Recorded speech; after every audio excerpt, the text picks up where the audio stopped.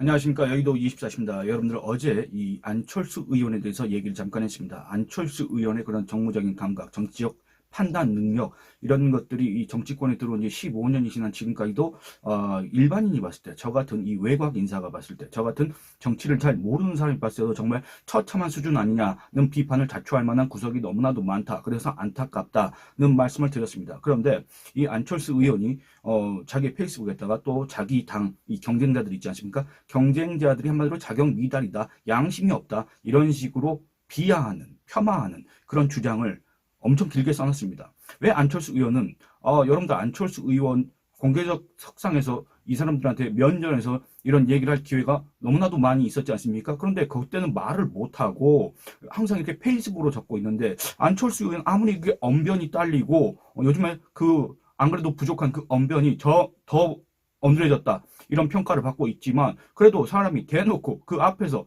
서로 이렇게 논쟁을 벌릴 그런 자격이 있는 거 아닙니까? 그런 실력이 있어야 되는 거 아닙니까? 그런데 그 앞에서는 이런 얘기를 못하고 맨 페이스북으로만 그 누구보다도 자기가 정당한 후보이고 자기가 실력 있는 후보라고 강조를 하면서 다른 사람들을 비하 폄하하고 있으니, 이걸 보는 국민의힘의 지지층은 과연 어떤 생각을 하게 될 것인가? 이걸 보는 국민의힘 지지층이 아니라 무당층, 안철수가 강조하는 이 중도층, 그런 사람들은 이 안철수를 어떻게 볼 것인가, 그런 생각이 듭니다. 그래서 이제 며칠 안 남았습니다만, 안철수라는 사람이 이 국내의 경선에 계속 있게 될지 없게 될지 결정되는 그 시점이 얼마 남지 않았습니다만, 안철수가 상당히 조급하고 초조하고 불안한 그런 것들이 점점 드러나고 있다. 그래서 더 안타깝다, 이런 얘기를 하고 싶습니다. 안철수가 정치권에 들어오고 나서 그는 항상 잠재적인 대선 주자로 이렇게 취급받던, 평가받던, 그리고 또 자처했던 그런 사람입니다. 그런데 이번 이 대선 경선을 끝으로 이 안철수 정치의 끝이 보이는 거 아닌가, 이런 생각이 들어서 그 점도 매우 안타깝다, 그런 생각입니다. 왜냐하면 안철수란 사람 자체는 그렇게 나쁜 사람이 아닌 것 같습니다. 그럼에도 이 정치인으로서의 그런 매력이라고 해야 할까, 정치인으로서의 어떤 정치관이라고 해야 될까, 정치인으로서 이렇게 우리 국민들한테 제시할 수 있는 그런 정책들의 현실성이라고 해야 될까, 그리고 또 정치인으로서 우리 국민들 앞에 내놨던 그 말의 무게라고 해야 될까, 이런 것들이 너무나도 무겁다라는 느낌을 준 적이 한 번도 없다는 게 제 개인적인 평가이기 때문에, 그리고 또 많은 분들이 그렇게 생각하셨고, 그래서 그때 당시에 별명이 뭐였습니까? 간철수, 간제비, 뭐 이런 그런 열칭이라고 해야 될까, 이런 것들이 성행했지 않습니까? 그리고 지금도 이 안철수 의원에 대해서 간철수란 표현은 쓰지 않지만 뭔가 조금 우유부단한 측면이 있다라는 그런 느낌을 받으시는 분들이 많이 계시지 않습니까? 그런데 페이스북에서는 무슨 마치 자기가 무슨 여포처럼 아주 천하맹장인 것처럼 이렇게 하는데, 그 모습에서 너무 좀 인지 부조화가 생길 가능성이 있다, 이런 생각이 듭니다. 안철수 후보가 자기의 페이스북에 딱 이렇게 썼습니다. 국민이 대통령을 탄핵했다. 당연히 윤석열 내각도 함께 탄핵된 것이다. 그런데 지금 탄핵당한 내각의 인사들이 우리 당 주요 대권 주자로 행보하고 있다, 이런 얘기를 하고 있습니다. 여러분들 누굴 얘기하는 겁니까? 김문수 고용노동부 장관, 그리고 한동훈 법무부 장관, 이 두 사람을 얘기하는 겁니다. 또 지금 현재 친윤 세력, 그 국내외 일각에서 밀고 있는 이 한덕수 국무총리 대통령 권한대행, 당연히 지금 현재까지도 대통령 권한 대행을 하고 있는데, 무슨 한덕수 대망론이니, 한덕수 차출설이니, 뭐 한덕수가 이제 곧 결심을 해서 이제 무소속으로 출마를 선언을 하니 많이 이런 소리가 나오고 있지 않습니까? 그러니까 이 상황을 갖다가 이 안철수가 직격을 한 건데, 과연 이 탄핵당한 내각의 인사들이라고 해서 이 당의 대권 주자가 안 되라는 법이 있습니까? 그거는 당원들이 판단하는 거고 국민의 지지층이 판단하는 거 아니겠습니까? 그런데 이 중에서 한동훈 전 법무부 장관, 한동훈 전 대표 같은 경우는 여러분들 이미 한 차례 당원들의 평가를 받은 바가 있습니다.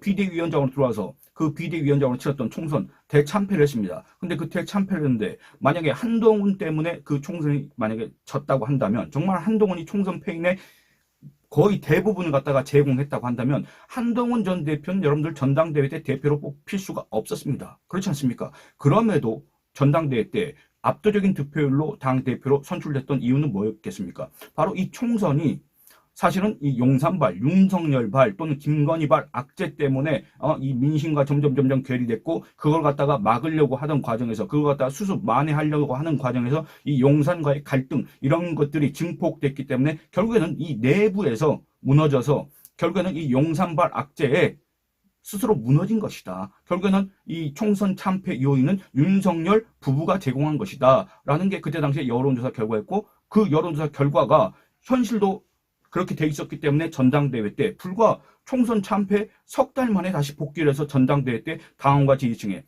압도적인 지지율 이런 거를 얻고 당대표가 됐던 거 아니겠습니까?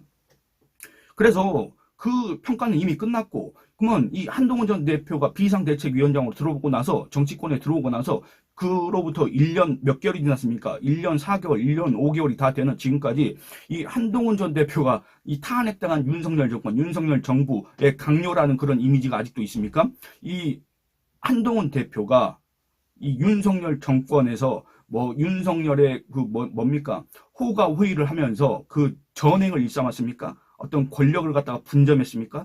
이 한동훈 전 대표가 탄핵당하는데 어떤 기여를 했습니까? 이 한동훈 전 대표가 계엄에 일조를 했습니까? 계엄에 찬성을 했습니까?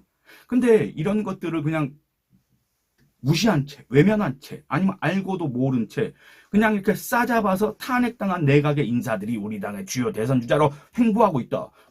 여러분들 그것도 지금 현재 국민 당원과 지지층의 의견이고, 그것도 바로 이 안철수에 대한 평가다 그 말입니다. 안철수가 그만 못하다고 생각하기 때문에 안철수의 실제 능력이나 도덕성, 인성 이런 걸 떠나서 그냥 그런 평가를 받고 있기 때문에 그런 거 아니겠습니까?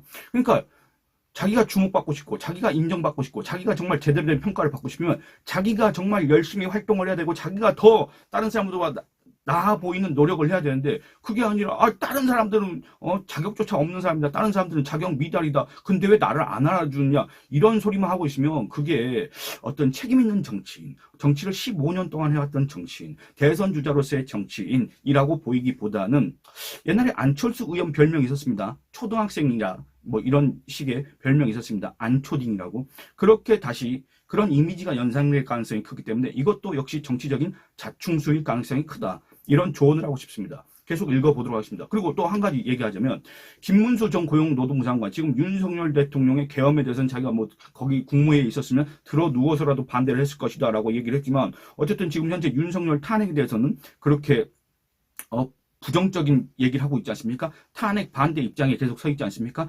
그리고 또 윤석열 어게인을 외치는 사람들, 전광훈 이런 사람들도 옹호를 했지 않습니까? 무슨 자유민주주의를 지키는 무슨 애국적인 목사다 이런 식으로 평가를 또 했지 않습니까? 지상파 이번 국내외 대선 경선 토론 나와서 그 얘기를 버젓이 했지 않습니까? 그럼에도 여러분들 보시기 바랍니다. 그러면 김문수 전 고용노동부 장관이 이 윤석열의 비상계엄과 그 다음에 그 뒤에 이어진 탄핵 정국에서 그 어떤 활동을 했습니까? 전 고용노동부 장관으로서 대체 그 탄핵당한 사유를 제공하는데 어떤 일조를 했냐 그 말입니다. 그렇기 때문에 그냥 이런 식으로 싸잡아서 자기와 같이 지금 경쟁하고 있는, 그것도 또 자기보다 높은 지지율을 이루고 있는, 그리고 또 그 중에서 이 국내외 자기가 몸담고 있는 정당의 대선 후보로 선출될 가능성이 큰데, 자기보다 더 상대적으로 가능성이 큰데 그 사람들의 어떤 이 자격을 갖다가 문제시하는 거는 정말로 이 안철수 의원의 패착이다. 안철수 의원의 자충수다. 이렇게 얘기를 할 수가 있겠습니다. 안 후보가 쓴 페이스북을 더 읽어보도록 하겠습니다. 본인들도 이길 수 없다는 걸 잘 알고 있다. 저는 이 부분도, 그러니까 한마디 한마디, 한 문장 한 문장 뜯어볼 필요가 있는 게 뭐냐면, 그럼 안철수 후보는 자기가 이길 수 있다는 걸 지금 알고 있습니까? 물론 각 후보들은 자기가 이길 수 있다고 생각을 할 겁니다. 근데 안철수 후보가 이 국내외 대선 경선에서 이길 수 있습니까? 안철수 후보는 대선 경선에서 후보로 선출되고 나면 이재명과의 본선에서 이길 수 있습니까? 대체 그 근거는 뭡니까? 근거는 뭡니까?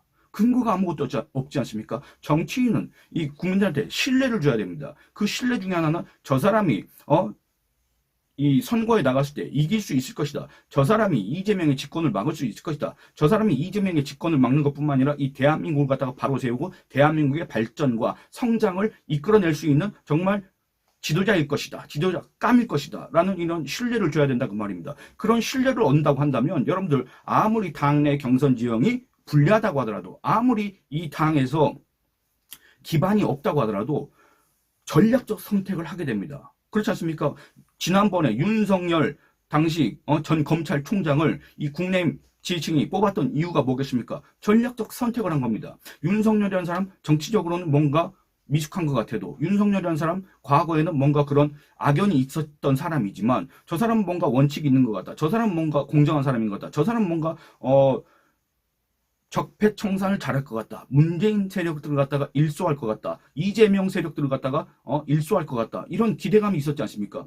문재인, 이재명 적폐청산의 적임자다라는 어떤 그 대한민국 보수 진영과 중도층의 어떤 그런 시대 정신을 상징하는 후보였기 때문에, 후보라고 생각했기 때문에, 물론 아니었지만 결과적으로 그렇기 때문에 국민들의 신뢰를 받고 지지층의 신뢰를 받고 대통령이 됐던 거 아니겠습니까? 윤석열이라는 사람이 당내 기반이 있었습니까? 뭐가 있었습니까? 정치적 경험이 있었습니까? 뭐가 있었습니까? 없었습니다. 없었음에도 됐습니다. 그런데 안철수 후보는 대체 자기가 이길 수 있다는 근거가 뭐냐 그 말입니다. 그 말의 신뢰 자체를 하기가 어렵다. 그럼 안철수는 이건 정치인으로서 또 어마어마한 신뢰를 한 것이다. 이건 일종의 유권자에 대한 무례다. 왜냐?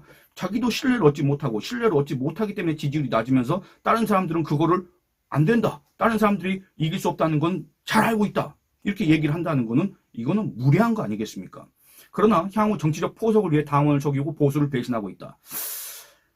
이런 행태는 결국 또다시 보수 괴물로 이어질 것이다. 글쎄, 안철수 의원이 지금 현재 이 대선 경선을 통해서 서로 각자 치고받고 있지만 서로 각자의 정치적 유불리에 따라서 정치적 입장에 따라서 서로 이렇게 취약한 약점을 갖다 공격하고 있지만 이 과정 자체가 이 국민의힘 그동안에 윤석열의 비상계엄 이후로 나 정치에 관심 없어 갖기도 싫어 다 꼴보기 싫어 하다가도 이 대선 전국이 이루어지고 그 다음에 그 대선 전국에서 우리가 다 죽은 줄 알았지만 다 무너진 줄 알았지만 저 대선 경선을 통해서 다시 화제가 되고 이 국민들의 관심을 받고 그 과정에서 후보자들이 어떤 생각을 하고 있는지 또 우리가 알게 되고 그 다음에 예를 들어서 김문수, 홍준표, 한동훈, 안철수 이런 사람들 그동안에는 이런 어떤 피상적인 이미지로서만 우리가 이제 알고 있었는데 저 긴 시간 토론하면서 저 사람은 어떤 사람이구나 그걸 더 잘 알게 되는 그런 효과가 있지 않습니까?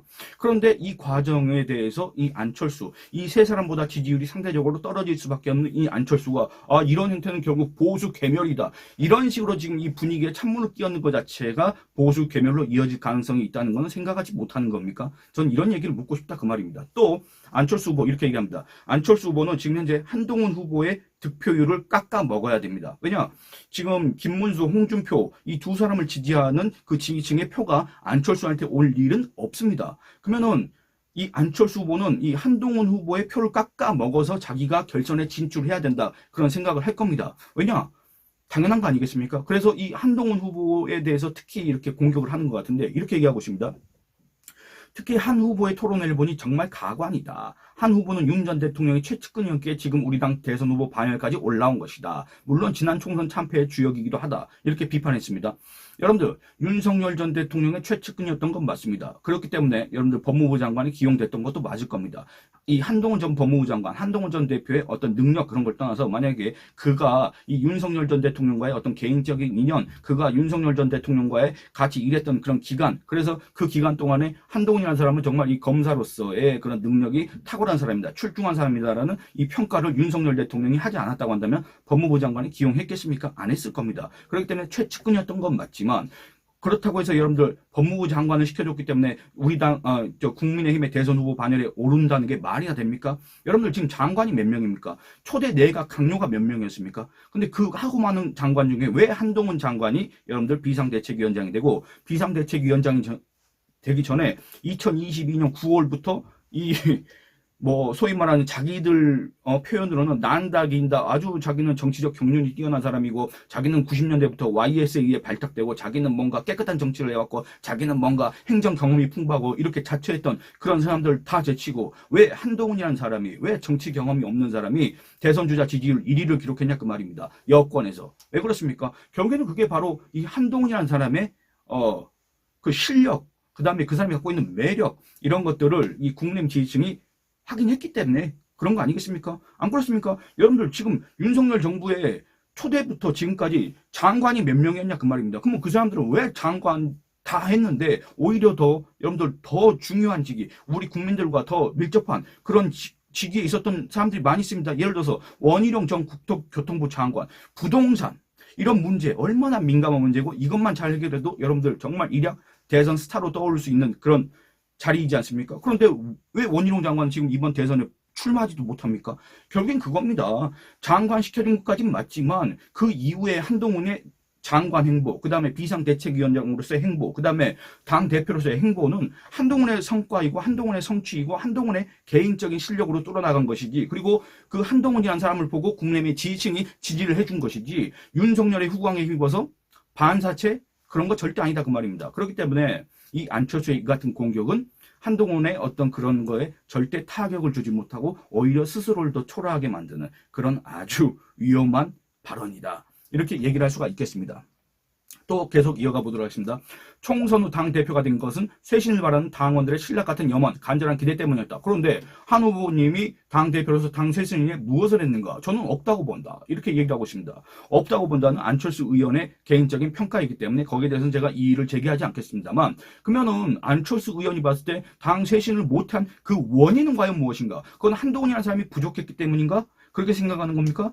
여러분들 보시기 바랍니다. 총선 참패 이후에 이제부터는 정치하는 대통령이 되겠다라고 했던 윤석열 대통령이 그 이후에 어떻게 했습니까? 어떤 행보를 보였습니까? 자기의 배우자 문제에 대해서 어떤 입장을 보였습니까? 그리고 또 연이어서 터져나온 자기의 배우자 문제, 명태균 의혹까지 해가지고 거기에 대해서 또 어떤 입장을 펼쳤습니까?